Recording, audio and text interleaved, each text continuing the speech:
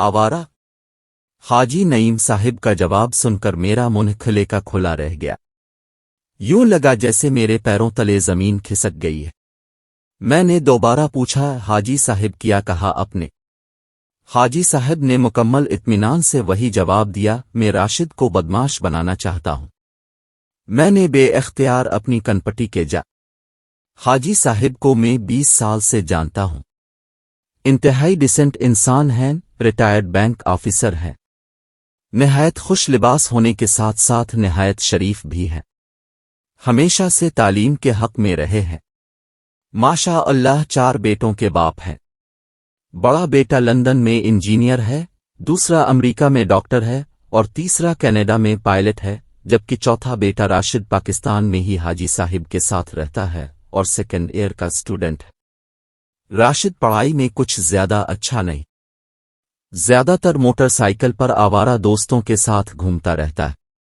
2-3 दफा हवालात की भी सैर कर चुका है। पता नहीं क्यों हाजी साहिब इसके बारे में सब कुछ जानते हुए भी पहलू तिही कर जाते हैं। आज इत्तेफाकना हाजी साहिब से मुलाकात हो गई तो मैंने पूछ ही लिया कि आप राशिद को क्या बनाना चाहते हैं। हाजी साहिब का जवाब मेरे होश उड़ाने के लिए काफी था। एक ऐसा बाप जो खुद भी तालीम याफ्ता हो और 3 बेटे भी बैरून मुल्क निहायत पुरकशिश ओहदों पर काम कर रहे हों, वो ऐसा जवाब दे तो चौंकना तो बनता है। वजह पूछी तो बेइख्तियार हंस पड़े, यार उसकी बदमाशी की वजह से मेरे बहुत सारे मसले खुद ब खुद हल हो गए हैं। वैसे भी कम वक्त है तो आवारा, लेकिन सस्ते जज्बात इसमें कोट कोट कर भरे हुए हैं। मैंने आंखें फाड़ कर पूछा, क्या मतलब?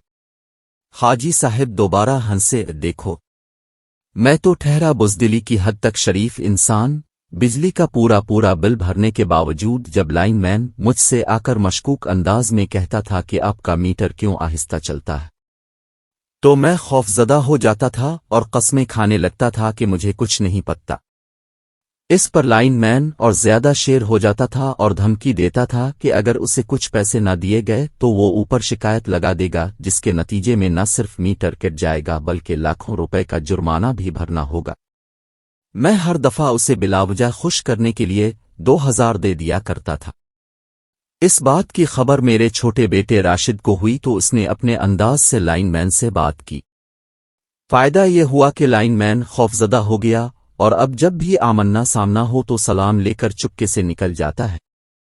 बाजार में एक दफा एक मोटरसाइकिल वाला गलत रुख पर आ रहा था, सीधा मुझसे टकरा गया और उल्टा मुझे ही गालियां देने लगा। राशिद मेरे साथ था। उसने मोटरसाइकिल वाले को 2 थप्पड़ लगाए और मोटरसाइकिल वाला बेइख्तियार मेरे कदमों में गिर गया। तुमने देखा होगा कि हमारे हमसाए अक्सर अपनी गाड़ी हमारे गेट के ऐन सामने लगा जाते थे। मैंने 1-2 दफा उनसे गुजारिश की कि ऐसा न किया करें क्योंकि फिर हमें गेट खोलने में परेशानी होती है, लेकिन उन्होंने उल्टा मुझे बुरा भला कहा और बाज नहीं आए। राशिद ने एक ही दफा उनके दरवाजे पर जाकर कोई बात की। इसके बाद उनकी गाड़ी कभी हमारे गेट के सामने खड़ी नहीं हुई। अब हंसने की मेरी बारी थी। मैंने कहा लगाया तो गोया अब 3 बेटों को आला तालीम दिलवाने के बाद चौथे बेटे की बदमाशी इंजॉय कर रहे हैं। हाजी साहिब खामोश हो गए। कुछ देर मेरी आंखों में देखते रहे, फिर मेरा हाथ पकड़कर करीबी दुकान के थड़े पर बैठ गए और बोले, सच पूछो तो मुझे राशिद कभी अच्छा नहीं लगा, लेकिन अब एहसास होता है काश मैंने अपने सारे बेटों को ऐसा ही बनाया होता। मैंने जिस बेटे को भी आला तालीम दिलवाई वो मुस्तकबिल बनाने मुल्क से बाहर चला गया। मेरे तीनों बेटे शादीशुदा हैं और अपने अपने घर बहुत खुश हैं, लेकिन मैं और मेरी बीवी बिल्कुल अकेले हो गए हैं। पढ़ी लिखी औलाद माँ बाप का फख्र तो होती है, लेकिन बाज औकात माँ बाप के किसी काम की नहीं रहती। हाजी साहिब ने गहरी सांस ली, जेब से मुड़ा तड़ा टिश्यू पेपर निकाल कर आंखों के गोशे साफ किए और टिश्यू पेपर दोबारा मुट्ठी में जकड़ लिया। मुझे एहसास है कि मेरे ये जुमले सरासर खुद गर्जी के जुमरे में आते हैं, लेकिन मैं चाहता हूं राशिद उन पढ़ रहे। वो लफंगा और आवारा तो है, लेकिन रात को मेरे पीर भी दबाता है। कोई भी चीज चाहिए हो तो झट से ला देता है। ये बचपन से ही ऐसा था। इसका पढ़ाई में दिल नहीं लगता था, लेकिन घर के सारे काम यही करता था। जब इसके तीनों बड़े भाई तालीम हासिल कर रहे थे اور کتابیں کھولے پڑھ رہے ہوتے تھے تو یہی سبزی لاتا تھا۔ بڑے بھائی اکیڈمیوں میں چلے جاتے تھے اور یہ تنور سے روٹیاں لانے کا فریضہ سر انجام دیتا تھا۔ میری گاڑی بھی یہی صاف کرتا تھا۔